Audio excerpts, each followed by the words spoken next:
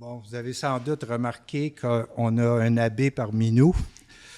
Il y en a qui réagissent un peu, mais il y a une raison à ça.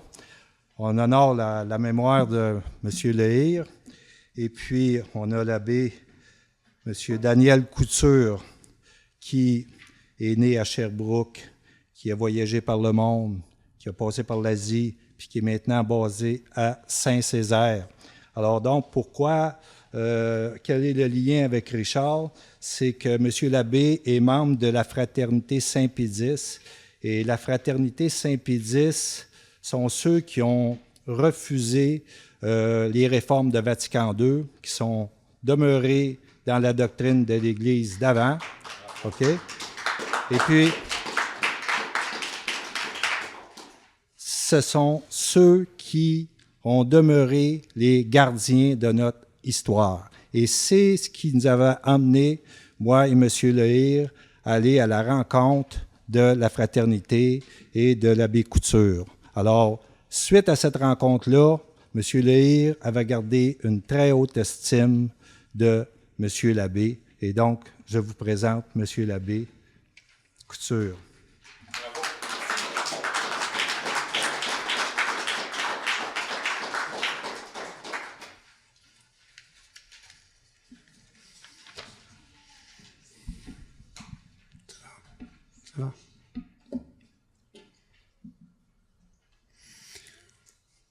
On m'a demandé de faire 2 actes pour ce petit rassemblement. D'abord, une petite prière et ensuite un petit mot. Alors, nous allons commencer par la petite prière. C'est ce qui frappe en rentrant dans la salle ici, c'est bien sûr les carillons du Sacré-Cœur, le drapeau du Québec et le Sacré-Cœur dessus. Je crois que ça résume vraiment le thème de ce que je vais dire après. Alors, la prière que la feuille qui vous a été distribuée par M. Cormier-Denis, ça vient de la prière qu'on appelle l'Absoute. Les anciens, les cheveux blancs parmi vous, se rappelleront des prières qui ont lieu à la fin, dans la messe en latin, après la messe. Des prières autour du cercueil, avant d'accompagner le cercueil en dehors de l'église jusqu'au cimetière. Et il y a des prières qu'on dit quand le corps est présent. Et puis, il y a des rubriques spéciales quand le corps est absent. Et alors, ce que vous avez ici, bon, je vais vous dire la première partie, je vais la dire en latin. Puis ensuite, on passera à l'anglais. Vous pouvez suivre le latin. Ceux qui sont musiciens parmi vous, qui aiment le chant grégorien, se rappelleront du Libérame. Liberame Domine. Un chant très solennel que l'on fait justement après la messe des funérailles. Alors, je proposerais que vous vous leviez pour la prière. Au nom du Père, du Fils et du Saint-Esprit, ainsi soit-il.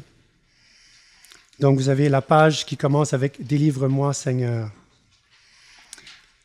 Liberame Domine de morte eterna, indie illa tremenda, quando celi movendi sunt et terra, dum veneris judicare seculum perignem, tremens factus sum ego et timeo, dum discussio venerit atque ventura ira, quando celi movendi sunt et terra. Dies ire illa, dies ire, calamitatis et miserie, dies magna et amara valde, dum veneris judicare seculum perignem. Requiem aeternam dona eis Domine, et lux perpetua luceat eis. Liberame Domine de morte aeterna indie illa tremenda, quando celi movendi sunt et terra, dum veneris judicare seculum per ignem. Seigneur, ayez pitié de nous.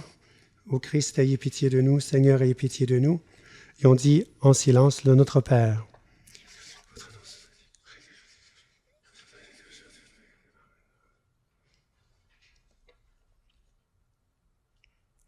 Et ne nous laissez pas succomber à la tentation, mais délivrez-nous des portes de l'enfer. Éloignez son âme, Seigneur, qu'il repose en paix. Amen. Seigneur, écoutez ma prière et que mon appel parvienne jusqu'à vous. Le Seigneur soit avec vous, avec votre esprit. Prions. Seigneur Dieu, vous qui êtes celui qui fait miséricorde et qui pardonne, nous vous implorons humblement pour l'âme de votre serviteur Richard, qui, sur votre appel, vient de quitter ce monde. Ne le livrez pas aux mains de l'ennemi, ne l'oubliez pas pour l'éternité, mais ordonnez à vos anges de le recevoir et de le conduire au ciel, sa patrie. C'est en vous qu'il a mis sa foi et son espérance, qui n'est pas à endurer les peines de l'au-delà, mais qu'il entre en possession des joies éternelles. Ainsi soit-il. Donc le prêtre dit cette prière-là, et ensuite on conduit le cercueil jusqu'à la porte de l'église et on chante le In Paradisum. In Paradisum. Que les anges te conduisent au paradis, que les martyrs t'accueillent à ton arrivée et t'introduisent dans la Jérusalem du ciel. Que les anges en cœur te reçoivent et qu'avec celui qui fut jadis le pauvre Lazare, tu jouisses du repos éternel. Ainsi soit-il. Au nom du Père, du Fils et du Saint-Esprit. Vous pouvez vous asseoir.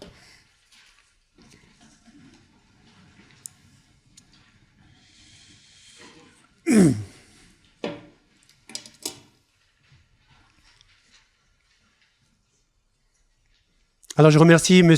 Cormier-Denis et son équipe de vigile de me permettre de vous adresser quelques paroles à l'occasion de ce rassemblement, à l'occasion du trépas de M. Richard Le Hire. La vérité vous délivrera. Chacun connaît l'histoire de Diogène, parcourant Athènes avec sa lanterne et éclairant tout le monde au visage. Et en plein midi, et les gens lui disaient, mais qu'est-ce que vous faites? Et lui de répondre, je cherche un homme. Il n'en trouvait pas. Il n'en trouvait pas. Un homme digne de ce nom. Qu'est-ce qui rend digne de ce nom?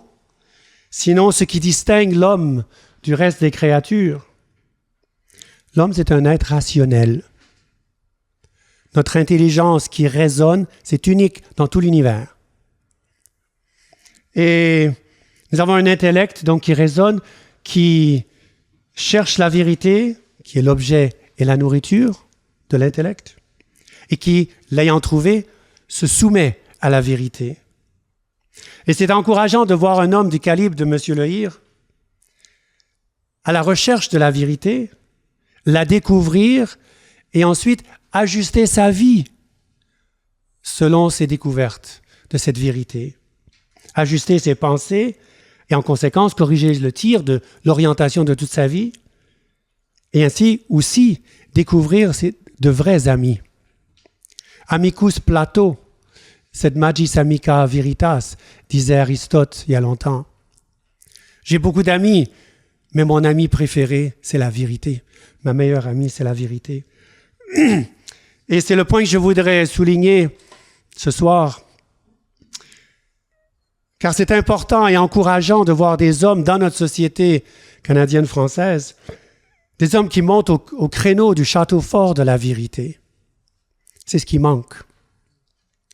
Je vous entends déjà, mais quelle vérité? La vérité, c'est la réalité. C'est les choses telles qu'elles sont.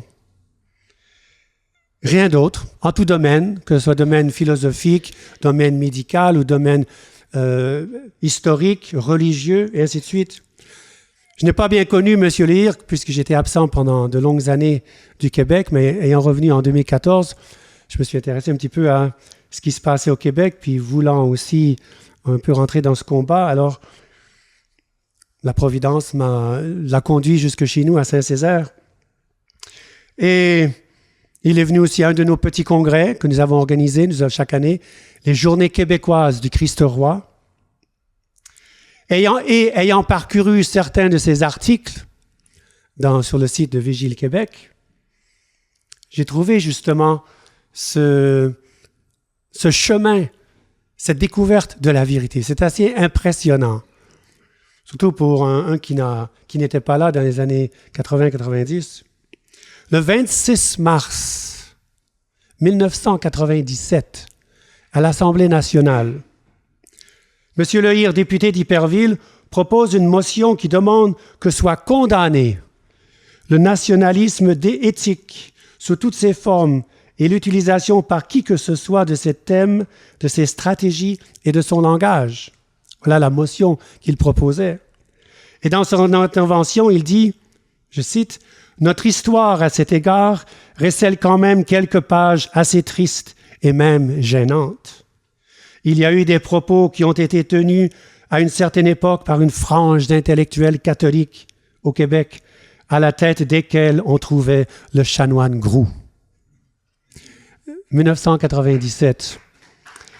20 ans plus tard, presque jour pour jour, le 22 mars 2017, il tient un tout autre discours dans un de ses articles. Tout d'abord, de façon très symbolique, il commence son article par une citation en exergue du chanoine Groux. Il y a eu un revirement à 180 degrés, mais désormais, il l'admire. Il commence son article. « J'ai longtemps souscrit à la narration que l'Église s'était compromise avec les Anglais et de ce fait nous avait trahis. C'était avant que j'entreprenne la lecture de notre histoire à partir de la grille géopolitique. Depuis, je suis arrivé à une autre conclusion, à partir d'une question qui permet de départager l'essentiel de l'accessoire quand on aborde notre histoire. Qu'est-ce qui fut nécessaire pour que notre nation française en Amérique survive au vent contraire de l'histoire? Ensuite, il va développer et il arrive à la conclusion. Donc, c'était en 2017, l'année passée. Pour une première fois depuis 1759, la nation est en danger réel. Ce qu'il faut constater, c'est que notre demi-État semble sur le point de faillir là où l'Église avait réussi, c'est-à-dire sur l'essentiel, la progression et la cohésion de notre nation. Mis à part les anecdotes et les faux choix, il en cite quelques-uns, l'Église de Rome, comme institution politique, a joué un rôle historique déterminant dans l'existence même de notre nation. Simple constat géopolitique 101, non, l'Église ne nous a pas trahis, au contraire, elle nous a sauvés. Fin de citation. Alors c'est admirable de voir un homme mûr qui a eu toute une carrière, même politique, avoir l'humilité de changer ses idées sur l'histoire de notre nation, sur la vérité historique de sa patrie. Parce que la fondation du Canada français est vraiment unique dans l'histoire du monde, vraiment unique. Ayons la fierté de le dire. Ce fut la civilisation catholique et française. Quand on lit attentivement les textes officiels, les écrits des pères fondateurs, les Samuel de Champlain, les Jérôme le Royer de la Dauversière, Marie de l'Incarnation et tant d'autres, nos martyrs canadiens, on est époustouflé de voir comment Dieu lui-même est intervenu dans le développement de Québec et surtout dans la fondation de Montréal, de Ville-Marie, pour ne citer que 2 exemples. Ne l'oublions jamais, comme le dit M. Lehir, la progression et la cohésion de notre nation a réussi grâce à l'essentiel. Et c'est quoi l'essentiel? C'est la foi catholique. Nous sommes un peuple catholique. Nous avons un patrimoine catholique. Ne divorçons jamais ces 2 termes. Soyons vrais, soyons honnêtes, soyons logiques.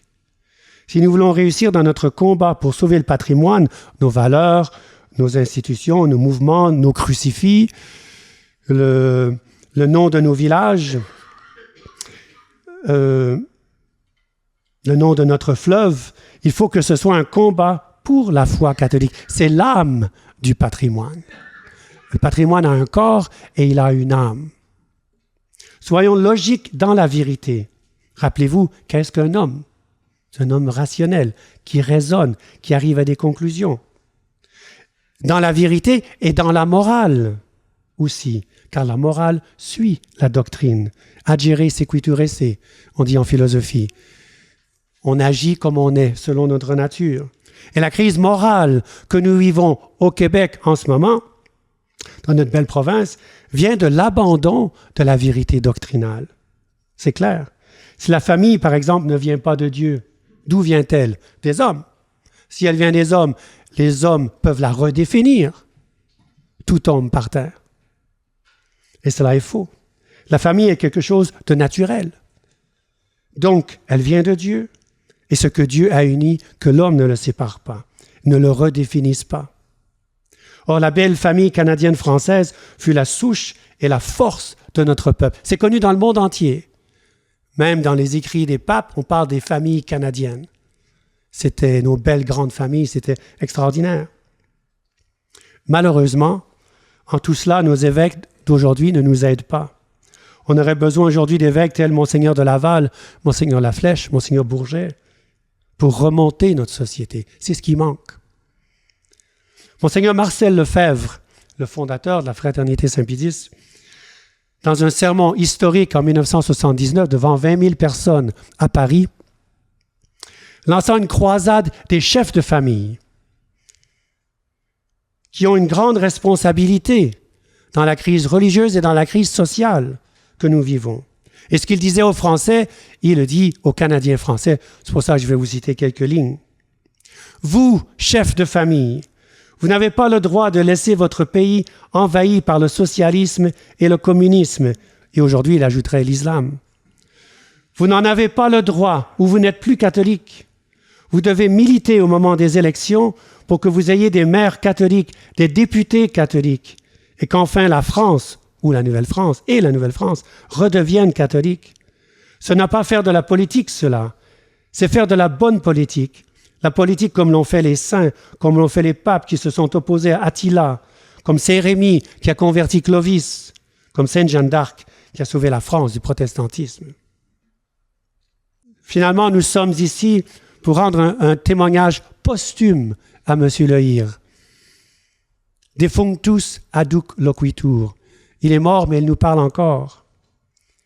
Et chaque fois que nous nous retrouvons devant la mort, devant un ami, un membre de notre famille qui nous quitte, pensons tout d'abord à prier pour lui, pour elle, pour ceux qui nous quittent. Car, nous dit saint Paul, après la mort, il y a un jugement. Et il nous faudra rendre compte de notre administration, de notre vie, de nos actes, de nos pensées, de nos paroles, de nos écrits, de nos actions, de nos omissions, à celui qui nous a donné la vie et le temps pour travailler à son règne sur la terre. Odie mihi cras tibi. Aujourd'hui, c'est mon tour. Demain, ça sera le tien. Alors, il nous faudra, nous aussi, rendre compte de la vérité de notre vie, si nous avons été vrais et logiques dans notre vie. Examinons-nous et, comme M. Lehir, prenons le parti de la vérité, maintenant, sans plus tarder. Que son âme et les âmes des fidèles de feu reposent en paix, ainsi soit-il. Merci beaucoup.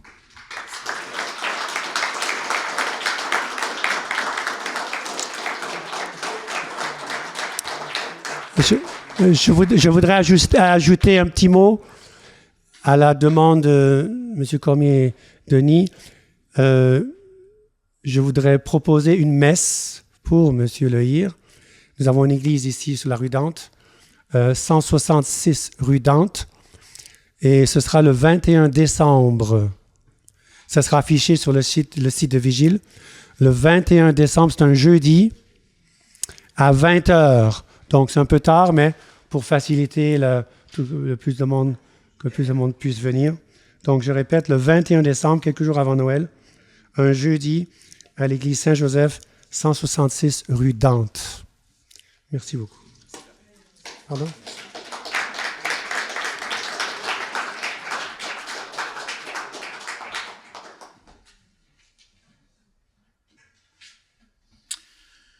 Merci, Monsieur l'abbé Couture. Comment dire? Nous avons parmi nous ce soir des gens de la famille Richard. Alors, je ne pourrais pas souligner leur présence. En fait, nous avons parmi nous sa fille Pascal, son garçon Julien et nous avons son cousin Michel. Donc, ils sont ici devant et je leur remercie sincèrement pour votre présence. On va continuer la cérémonie par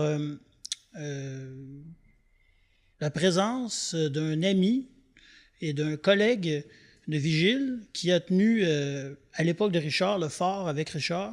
Je vous demande d'accueillir M. Gilles Paquin.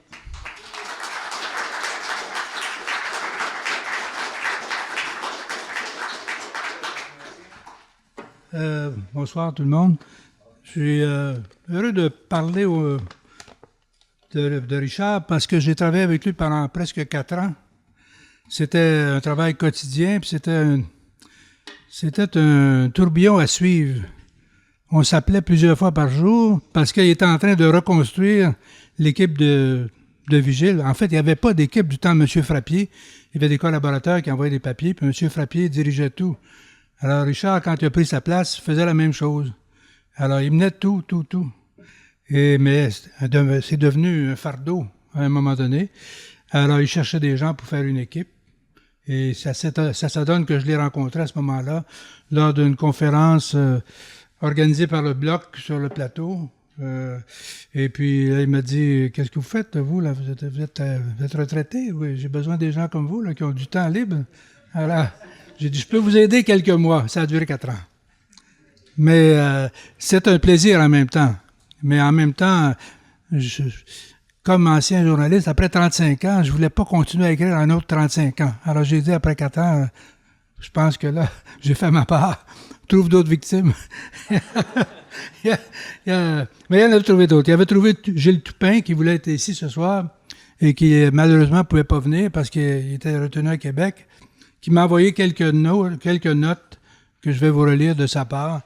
Gilles Toupin a fait comme moi, il a été président du conseil d'administration de Vigile, et donc il a travaillé aussi intensément avec lui.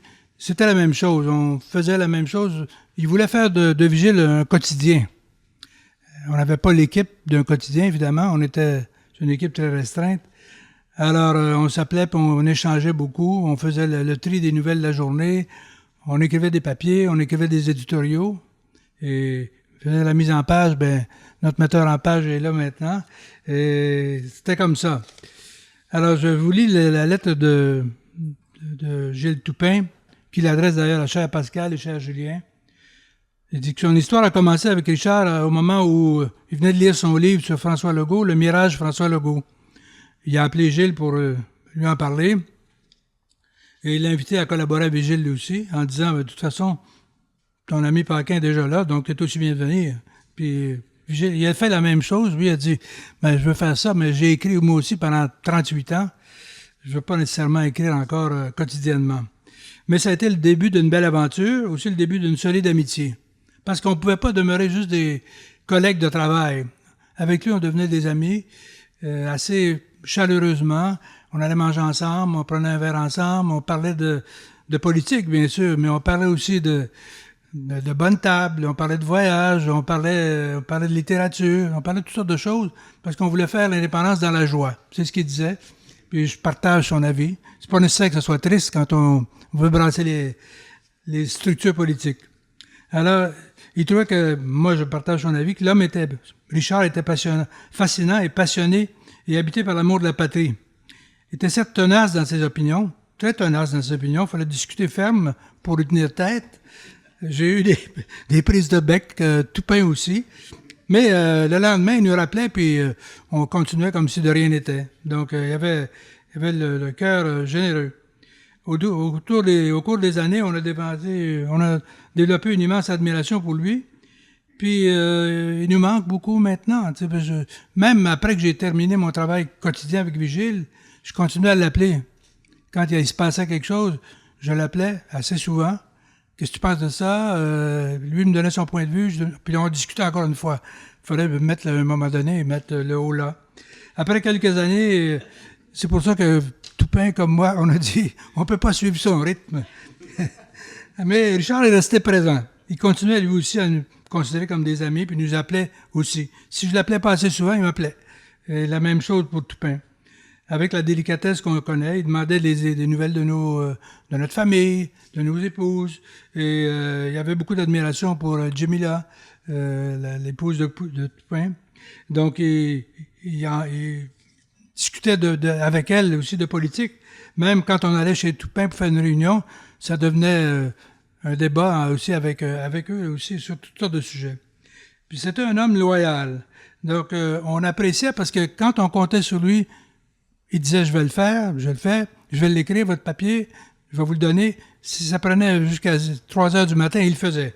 Le lendemain matin, je ouvrais le site, Le papier était là. Alors, on pouvait compter sur lui.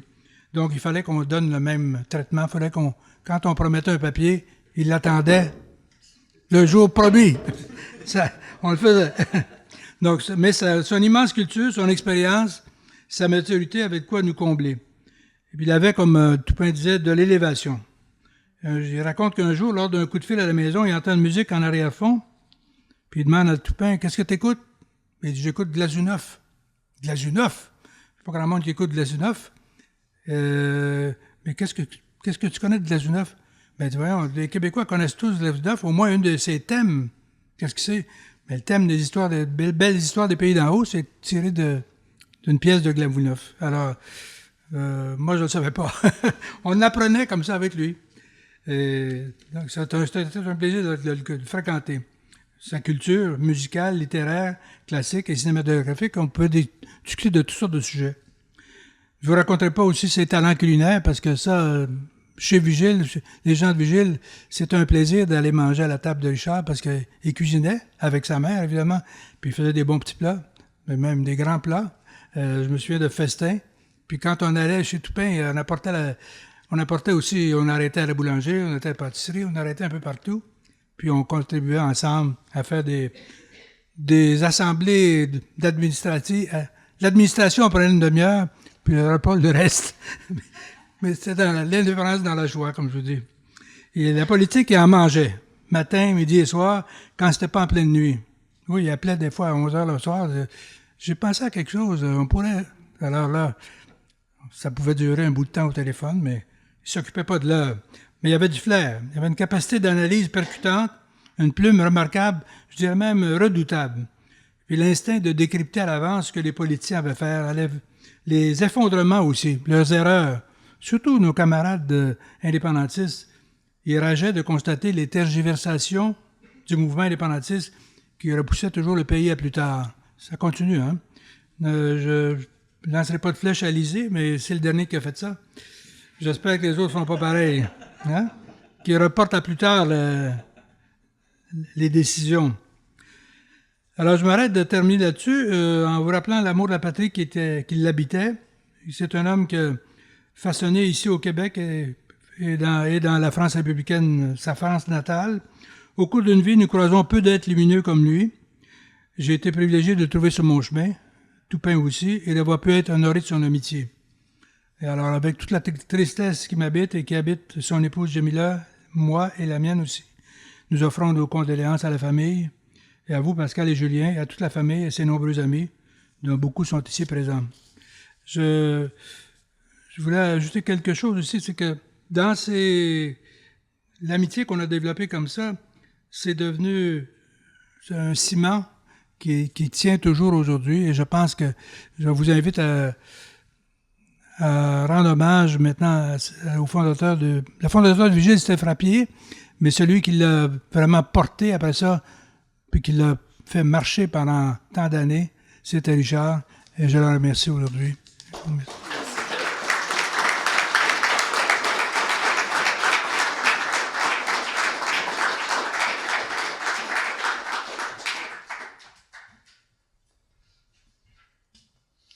Merci Gilles pour ces paroles. On va poursuivre avec Julien, le fils de Richard. Merci.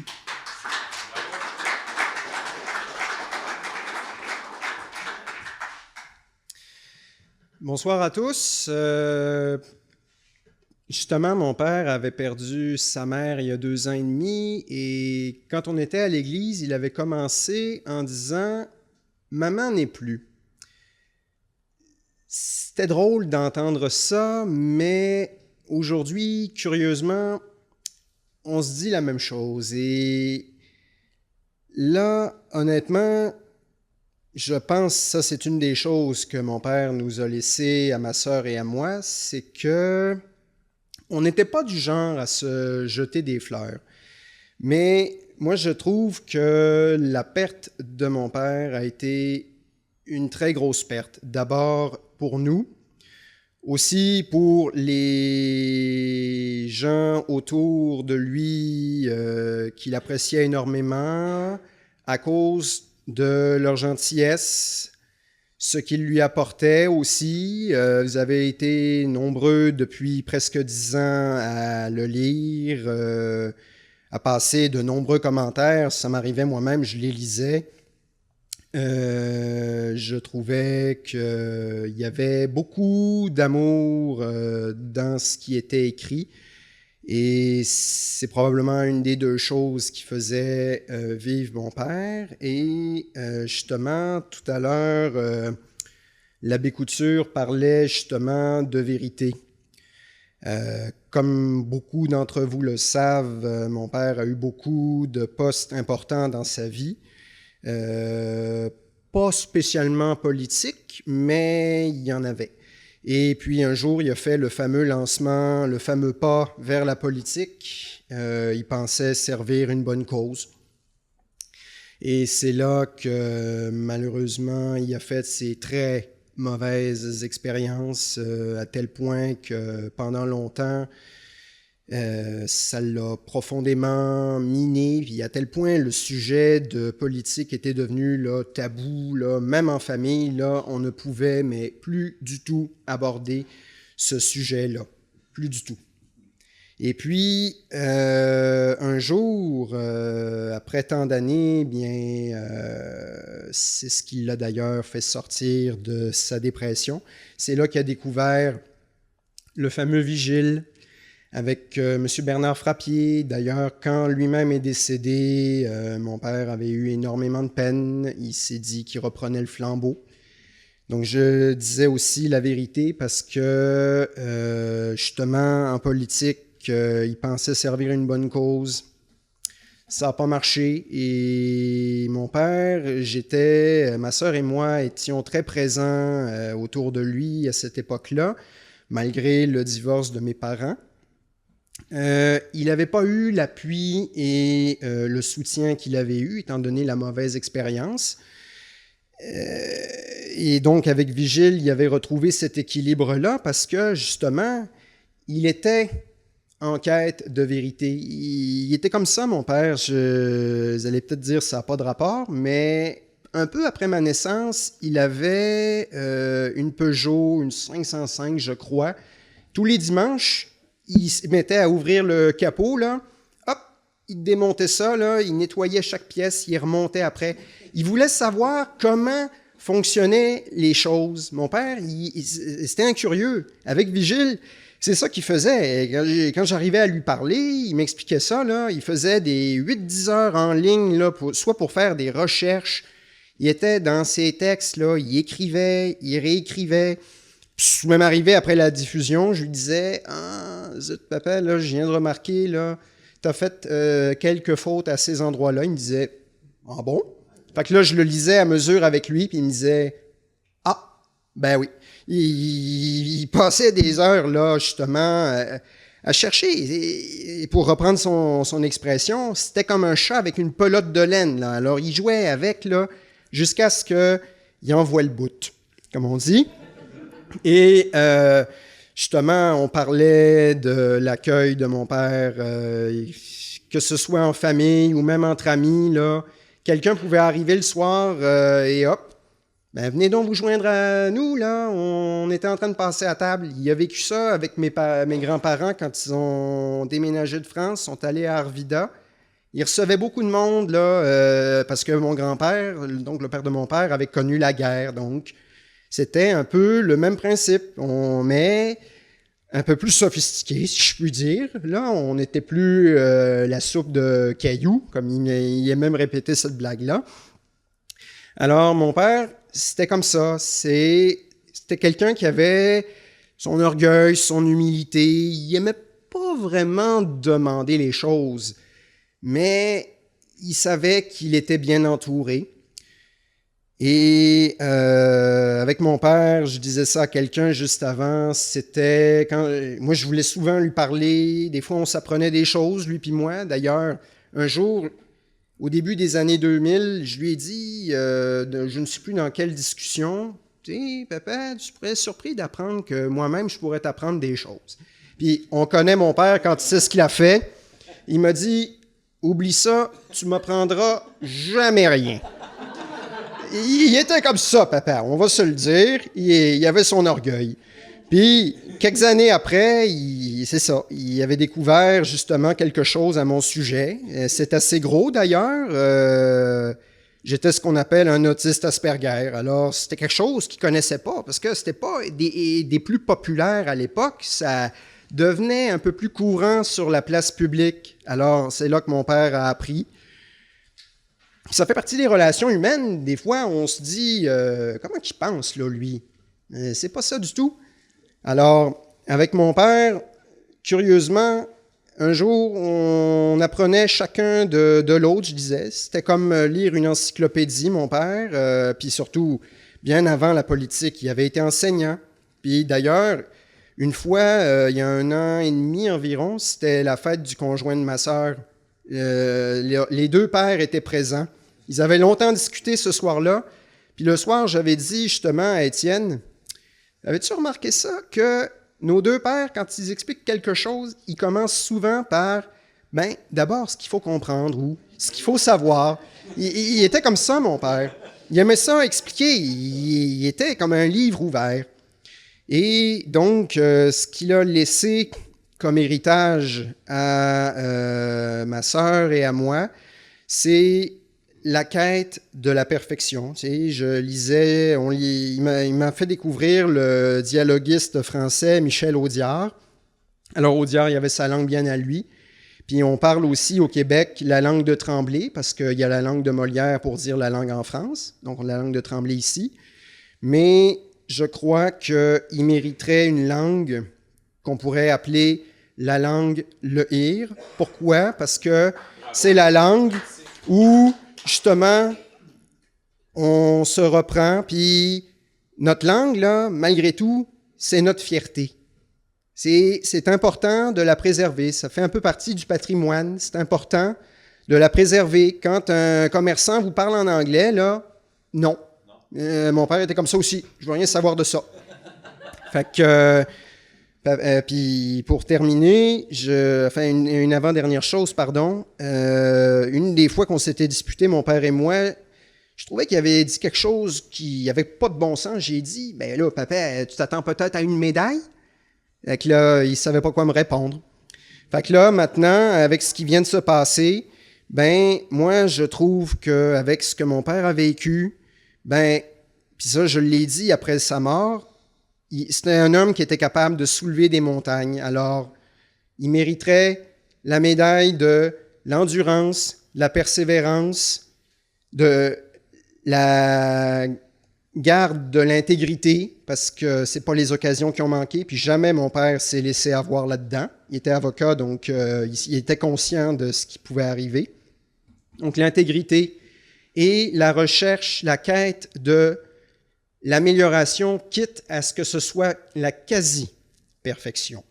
Alors, en terminant, je tiens à dire au nom de mon père et de ma famille, donc, je tiens à vous dire merci de lui avoir longtemps témoigné, parce que s'il était encore présent, vous le feriez encore, de lui avoir témoigné autant d'intérêt pour ce qu'il disait, pour ce qu'il cherchait à faire, la cause qu'il défendait, qui est une cause, là, mais encore plus grande que l'être humain lui-même.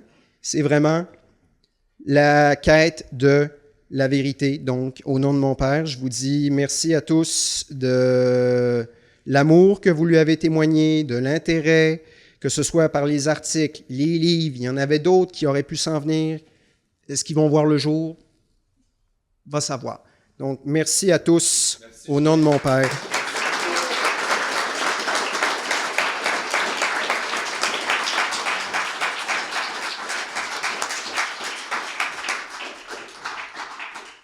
Merci Julien pour ce témoignage familial, fraternité père-fils. C'était coloré, j'ai adoré ton discours. J'avais un rapport plutôt, avec Richard bien sûr, j'avais un rapport plutôt comme un cheveu sur la soupe. Je vais vous expliquer le contexte. J'ai rencontré un monsieur qui s'appelle Jean-Claude Pomerleau. Un type que franchement vous devriez apprendre à connaître. Lui aussi, comme Richard, tu peux rentrer chez eux. Puis c'est la fête. C'est le plaisir, c'est généreux, c'est Jean-Claude, comme Richard, ça vaut de l'or. Un jour, je reçois un appel. Jean-Claude, il me dit « Bah, Christian, t'es rendu le conseil d'administration, puis t'es rendu le président. » Ah ouais, c'est bon. C'est quoi cette affaire-là? Je savais même pas. Donc, moi, je suis arrivé à la vigile comme un cheveu sur la soupe. Alors, après, j'ai appris à connaître les gens. Donc, j'ai appris à connaître Richard. Puis Richard, ben moi, écoutez, moi, j'avais déjà lu ses livres. J'étais un peu intimidé, disons-le. Mais franchement, quand tu apprends à connaître Richard, c'est sympathique. Tu rentres chez lui, c'est bonjour. Puis il y avait cette façon de communiquer qui, je pourrais dire, il va à l'essentiel, Richard. Et là, il y a Alex ici qui va comprendre ce que je veux dire. Quand Richard voulait que quelque chose se fasse, tu le savais, tu ouvrais ton courriel, c'était marqué en grosses lettres. Schlack. Là, tu fais comme, OK, je le fais. Ou il t'appelle Christian. C'est automatique, Christian. Puis là, il t'envoie ce qu'il voulait. Il te dit ce qu'il voulait que tu fasses. Mais Richard, c'est un éternel insatisfait.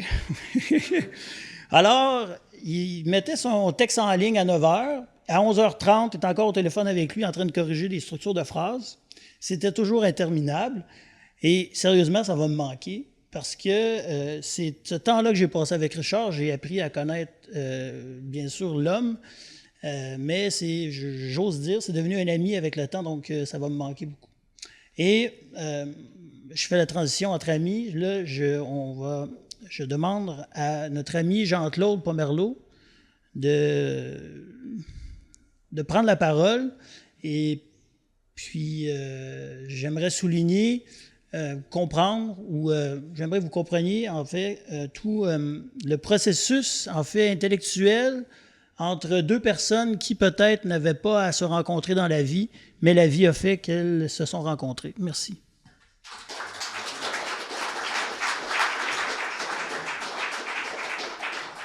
Alors, bonsoir tout le monde. Merci d'être présent.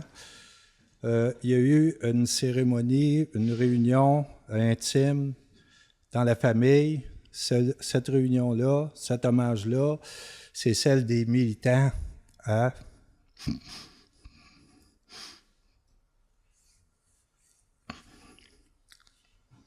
un autre militant exemplaire pour moi.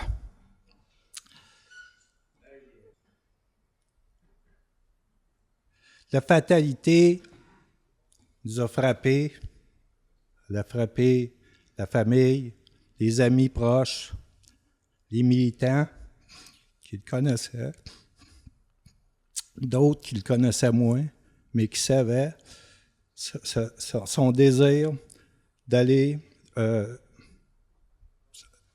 travailler pour faire avancer cette cause-là qui nous tient tous à cœur, qui est la souveraineté du Québec, notre libération. Et puis, son départ va laisser un grand vide. Mais pour moi, un vide qui est rempli d'échos, je l'entends. Je vais vous dire ce qu'il me dit en conclusion. Monsieur Lehir, quand il a répondu à l'appel du politique, à l'appel de la nation, en fait, a laissé de côté une carrière professionnelle profitable, riche de toutes sortes de manières, OK, et qui ouvrait un boulevard pour son avenir. Il n'y avait plus de problème, comprenez? Alors, il y a un prêt à l'engagement, hein? Et puis, il a pris une mission dans un temps fort de notre histoire, le référendum de 95. La mission, c'était de donner une crédibilité économique à l'indépendance du Québec. Alors, c'est pas rien. Et puis, il y avait un caractère, je lui ai dit souvent, vous étiez naïf. C'était un homme bienveillant. Il s'en allait sur un terrain politique miné. Et donc, au sortir de cette expérience-là, il a été durement éprouvé. Son fils l'a évoqué. Il était brisé. Et puis, l'instinct, le goût de servir, a fini par reprendre le dessus et il s'est dirigé vers Vigile. Et puis, Vigile, après le départ de M. Frappier, le fondateur, il a porté à bout de bras, avec une énergie incroyable. C'est là que je le rencontre. Lui, il arrivait là, dans sa vie, par les grands boulevards. Moi, je montais vers Vigile, par les ruelles un peu plus sombres. Mais on était là, réunis pour une cause qui nous tenait à cœur, puis qui faisait que ça abolissait les différences sociales.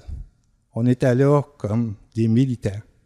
Et puis, on a eu, à partir de cette rencontre-là, un parcours, une aventure intellectuelle qui est passionnante et stimulante pour moi, avec un homme qui avait une formation classique, qui avait une culture de haute tenue, puis que, durant tout ce parcours-là, me tirait vers le haut. C'est un privilège de l'avoir connu.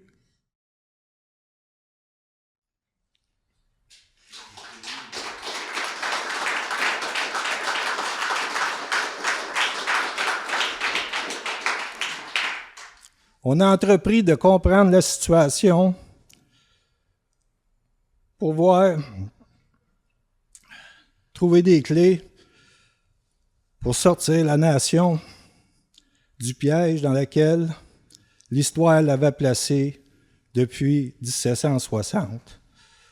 On a ouvert des chapitres dans toutes les directions, mais un sur l'histoire qu'on nous enseignait depuis 1960, qui est une histoire honteuse, et on voulait retrouver l'histoire glorieuse que d'autres nous avaient contée auparavant.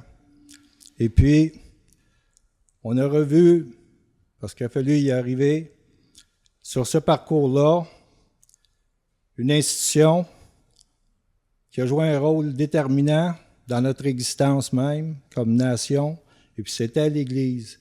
Et donc, on était, nous, de la génération des mangeurs de curés. On s'est calmé depuis, M. l'abbé. Et puis, on a découvert simplement que, d'un point de vue politique, cette institution-là nous avait servi finalement d'armature d'État, qu'elle nous avait porté, particulièrement de 1840 à 1960, qu'elle nous avait façonné, et puis, entre autres, où serions-nous sans la revanche des berceaux? On serait un gros Nouveau-Brunswick. Alors, il y a un relais qui se prend en 1960 par la suite, mais il reste que il y a une part, à partir de 1960, de la narration de notre histoire qui devient soudainement honteuse. Or, quand elle était portée par l'institution de l'Église, elle était glorieuse. La gloire qui reste. Lionel Groulx disait, « Il porte l'avenir, celui qui porte l'histoire. » Et c'est pour ça qu'on s'est, à un moment donné, dirigé vers la fraternité Saint-Pédis, parce que, comme je le disais au début, dans la présentation de M. l'abbé, il porte l'histoire encore. Quand on était là, on était accueillis. J'ai été témoin de discussions incroyables. Il n'y a pas juste M. Bernard Landry qui parle latin, M. Lehir aussi. On a parlé de Vatican II, qu'est-ce qui avait amené là, parce que ça mène à l'effondrement de notre Église ici. Là, je vous dis tout ça, ça n'a rien à voir avec les croyances personnelles, c'était juste un constat géopolitique qu'on faisait pour comprendre notre histoire, pour faire corps avec notre histoire, pour sortir du piège dans lequel on était enfermé.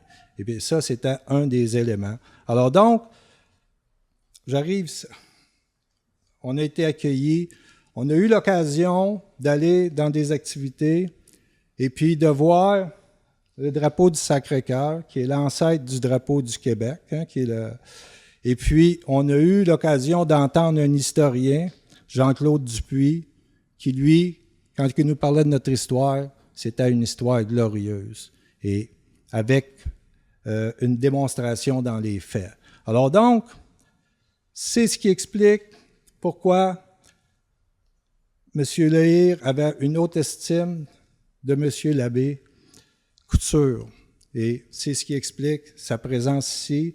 Et en échangeant avec lui, il m'a dit, « Monsieur l'abbé, j'aurais tellement voulu poursuivre cette conversation-là. Mais si c'était encore en latin, je n'aurais pas pu suivre. » Alors donc, j'arrive à la fin, je vous dis, ça a laissé un grand vide, mais un grand vide pour moi qui est rempli d'échos,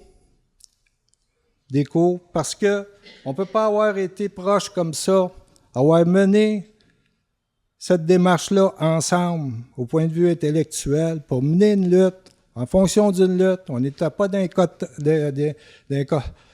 des jeux intellectuels, on était juste en train de chercher un moyen de mener une bataille pour la gagner, tout simplement. On était voué à ça.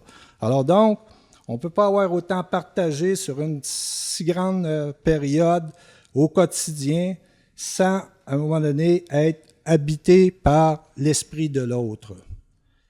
Et j'entends Richard nous dire, et c'était très important pour lui, c'était ce qui le motivait, on ne se bat pas pour un projet de société.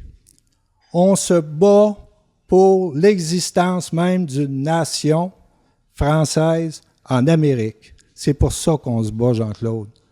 Puis, j'entends qu'il vous dit, continuons le combat.